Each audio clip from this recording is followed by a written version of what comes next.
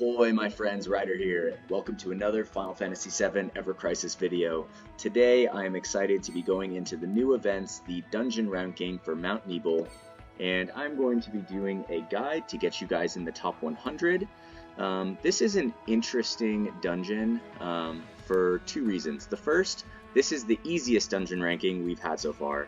I think that's because most of the players in this game have pulled for Sephiroth's first banner, which was the Edged Wings banner, and most of them got at least one copy of Bald Eagle, Lucia's Ice Imperil weapon.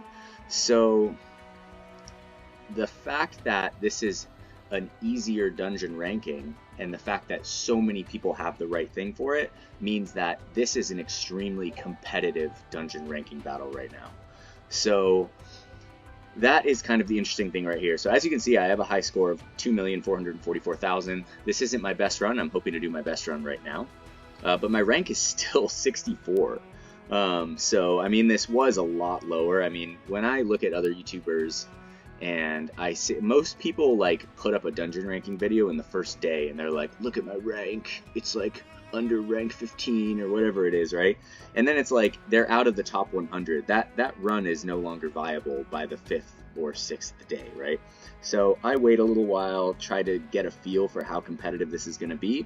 So yeah, I'm hoping to beat my top score right here. I'm going to show you guys two teams, one team that is free-to-play friendly and the other that is not so free-to-play friendly. This is going to be the main team I use. It's a no healer, pure DPS run.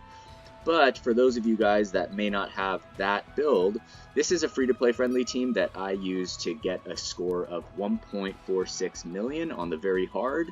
It has a relatively low power level of 201,000. It still is utilizing Lucia and Sephiroth. I think they're very important for this. But then also here using Matt, who's only level 55. And like I said, I was able to get a 10% score boost and a 20% score boost for a total of 30%. And clear this relatively easy. So, I mean, my strategy is going to stay the same regardless of the team. So let me just go over my strategy right here. All right, so we're going to start down here. We're going to take out the Assault Scorpion as quickly as we can.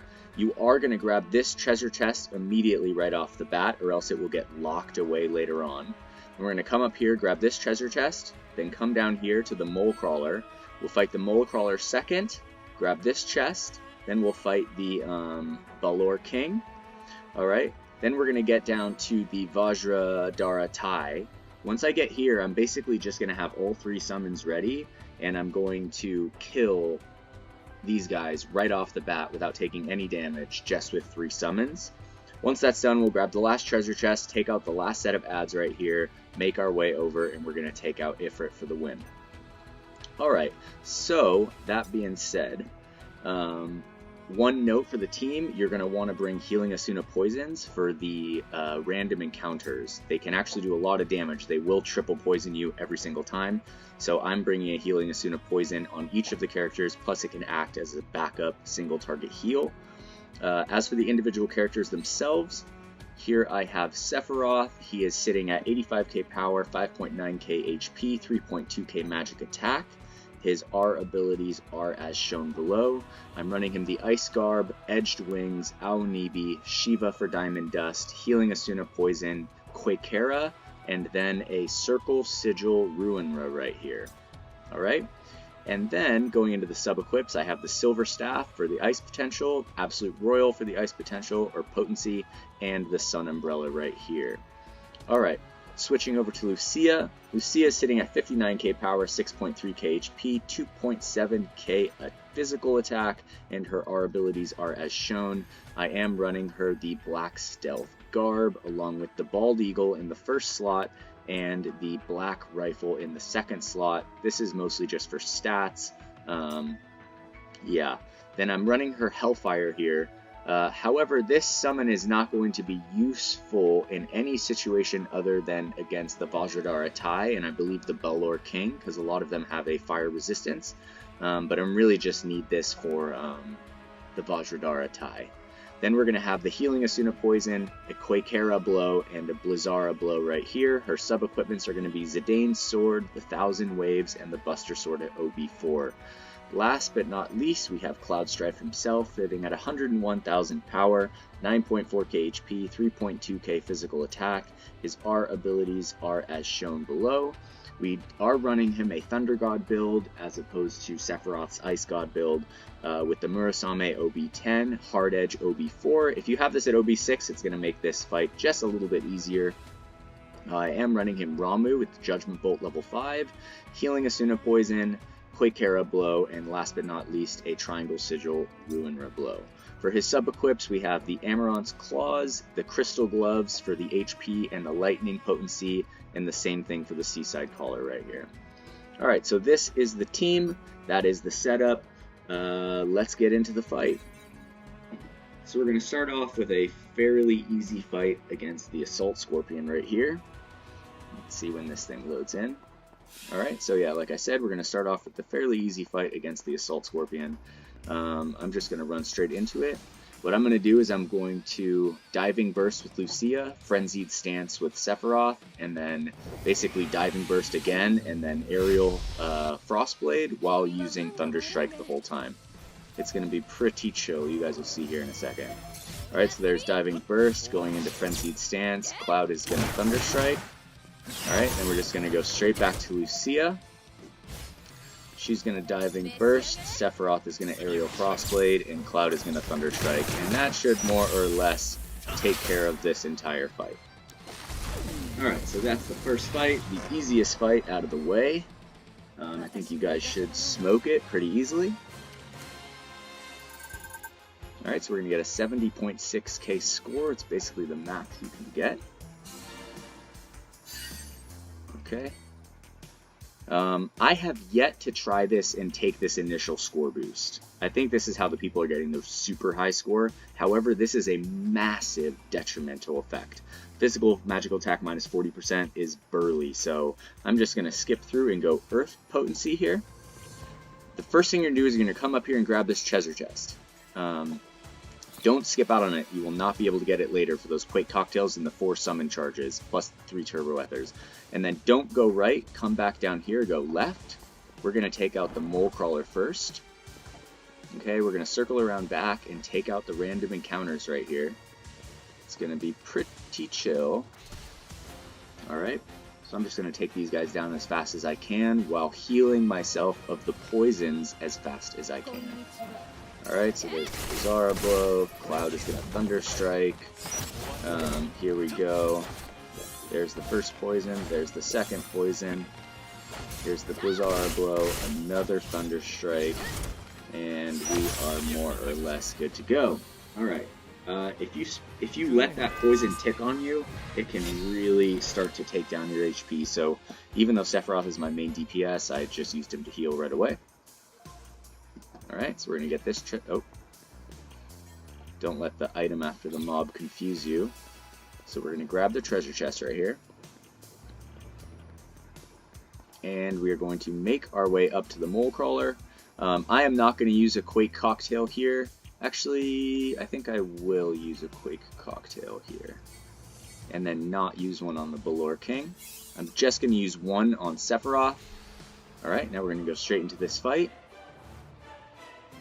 And this is just, I'm going to take down the odds at the beginning, and then just pure DPS race throughout this entire fight, trying to take this guy down as quickly as possible. Every single character is just going to be spamming Quake, essentially.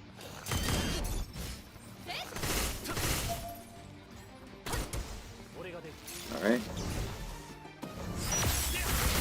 Alright, now I'm going to Frenzied Stance to get Sephiroth's magic attack up, and then we're just going to start spamming Quakera.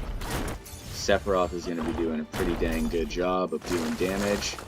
I'm actually thinking that Cloud's Thunder Strike is going to do more than his Quakera. Let's see, I think it should be close to 20k. Yeah, 17k. Alright, so I'll keep Cloud on Lightning, everyone else on Earth. And we should be getting through this in the next 10 seconds or so. Alright, that's the symbol of his attack is going to start coming in a second, but he is basically done. And the Mole Crawler goes down. Alright, so there's the first one. As you can see, taking that 40% Earth potential off the bat is really helpful. I think in order to do the score boost at the beginning, you basically have to have Lucia's Earth Arcanum costume and Sephiroth's Ice Arcanum costume. Alright, so we're going to take the 65k.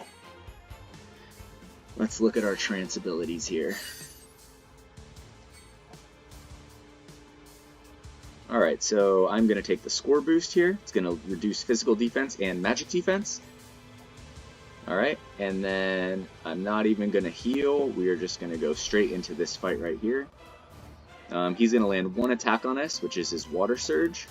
Other than that, we're just going to burn him all the way down to the ground, and we are not going to worry about the ads. Alright, so here it is, the Balor King. Some ugly frickin' creature.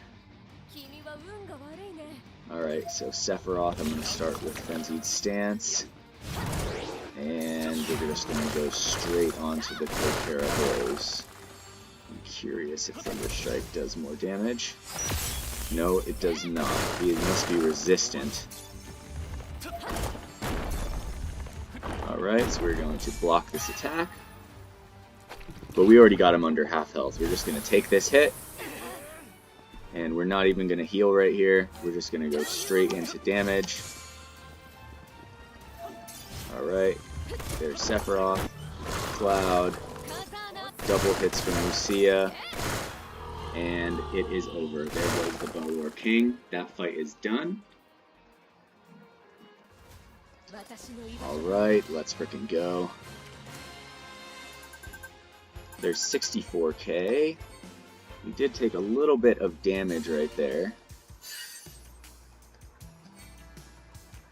Alright, now going into the next trance ability, I'm going to go. So the last one we lost defense, magic defense, and physical defense. Now we're going to lose magic defense, or magic attack and physical attack. But we are going to take this score boost, so now we're at 30%. Okay. Next thing we're going to do is we're going to come up here to this chest.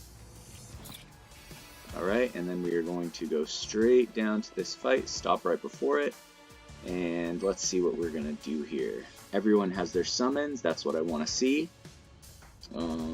Let's see here, so let me just make sure, yeah. Other than that, I'm not going to use any items here whatsoever. I'm just going to try and do as much damage as I can, as fast as I can. They're going to start charging their attack pretty quickly right off the bat. And then I'm just going to hit them with all three summons and hopefully take them out. Alright, so here we go. Sephiroth, I'm going to use Frenzied. I'm going to use the Aonibi to buff him before I use his ability, though. Alright, so here we go. Sephiroth. Cloud is going to use Quakera Blow. Lucia is going to use Quakera Blow. Switch over to the other opponent. Use that. Another Quakera Blow, and then straight into the summons right here. And this should be just enough to take them down. Alright, let's see. Alright, massive hit from Shiva right there. Here comes Ramu. Alright, and finishing it off with Ifrit's Hellfire. Let's fucking go.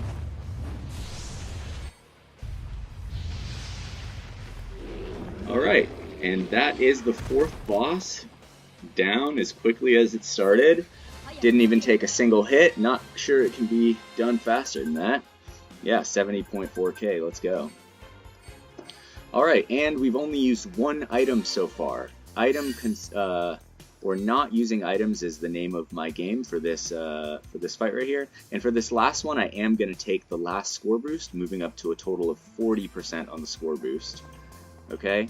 I am, however, going to cottage right here before I go into this fight with these ads. Alright? Because they can be a massive pain. They can wipe you. Alright, so we are going to grab these items down here, take out these ads as quickly as possible. Don't forget to use that heal if you are low HP right there. They will wipe you. Alright guys, so in this fight, you just want to immediately take out this first ad as fast as you can. It is really freaking annoying and they can wipe you. I've been wiped more times by these ads than I have by the actual bosses in this dungeon, which is ironic.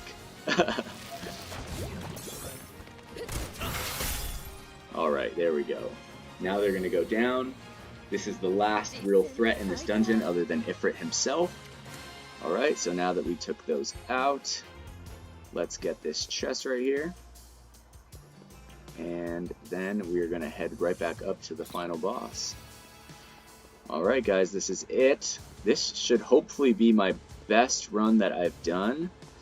This is the first time I'll be clearing it with this strategy with the Espers on the Vajradhara tie. So let's see how it goes. I am going to stop right before this and try and heal up because we do have a pretty big defense down on us at the moment. Okay, let's see here. Alright, so let's start with health. Alright, so I'm going to heal, heal, heal. Okay. Then from there, we definitely want Summon Gauge up on Sephiroth. And let's see here. Maybe I will take Summon Gauge up on Cloud. Alright, then I will use Physical Jellies on both Sephiroth and Cloud, and Magic Jellies on both Sephiroth and Cloud for the summon damage. Alright, so at the beginning of this fight, I am going to use Diving Burst with Lucia, and then, let's see here. I think I will use 2 more items. I will use 2 of these. That's going to make the beginning of this fight a lot easier. Alright, so I'm just going to get the Ice Imperil to high as quickly as I can while getting Aonibi activated on Sephiroth. And then we're just going to blast him with the summons, hopefully before we take any real amount of damage from these guys. Alright, so here we go, going into the final boss against Ifrit. Okay, so I'm immediately going to Diving Burst, immediately Frenzied Stance, then immediately Diving Burst one more time. And as soon as it hits, we are just going to go full-blown straight into damage right now. Okay, here comes the summons. Just going to take out the bombs. It's going to take a huge chunk out of Ifrit's health. Okay, and then after this, we're just going full-blown into damage. And hopefully we will take him down. Alright, so Ramu really doesn't do that much. Alright, straight into Aerial Frostblade. I'm going to go into this. Blazara Blow. Blazara Blow. Straight back to Sephiroth. Alright, and we're just trying to do as much damage as fast as we can. I'm not even really worried about healing. Okay, go over to Sephiroth. He's going to charge. I'm going to try and take him out before he does this. Alright, hopefully we can. Come on. Let's go. Let's freaking go. Alright. That is a great run right there. Alright guys, so that is going to be the end of the dungeon. Let's see what kind of score we get here. 125,000. I will freaking take it. Alright, now let's see what our total adds up to. Can't remember what my last current high score is on this. I'm pretty sure that we just definitely beat it. We did get a total, I think, score bonus of 40%. There we go, 1,757,000. Alright, so definitely my best score so far. Let's go see where I'm looking at in the rankings. So normally by this point in time, because I don't think that I can really potentially do much better than that without taking that initial score bonus. So I am going to drop down into rank 36 right now, which I'm guessing should hold up until the end. Like I said, because this ranking is so easy and because so many people have the right equipment for it, it is far more competitive than it normally is. So this is my division right here. So let's look at the top 10, what their scores are. 2.71 at the bottom. I'm at 2.529. And then at the top of the 100 rankings, let's go down here. Let's go see here. See if I can drag this. I can't. Alright, going down, going down, going down, going down. Yeah, see, there are so many people that are so close. Alright, so at the bottom of 100 is 2,272,000. So I have like a, 300,000 point lead right now. But I still think it's going to be pretty close, because I think once I put out this video, probably a good amount of people will follow the strategy. But yeah, either way, I wish you guys the best of luck with getting rank 100 in this dungeon ranking. It's always fun to get those plates and the extra materia synthesizers. This was my team, one last look, and then last but not least, this was my free-to-play friendly team with a power of only 201,000. That being said, I wish you guys the best of luck. If you have any questions, I've been helping out a lot of people on the Bahamut EX2 fight in the comments. Just ask me any question you like. I'm happy to help, to sit down with you guys and really try and help you figure out how to get through these dungeons. I want as many people as possible to enjoy Final Fantasy VII Ever Crisis. I love this game. I hope it lasts a very long time. Alright, so that being said, get out there, get the S+ in this dungeon, make it into top 100. I'll be proud of all of you guys. Hope you all have a wonderful night. Take care, and peace.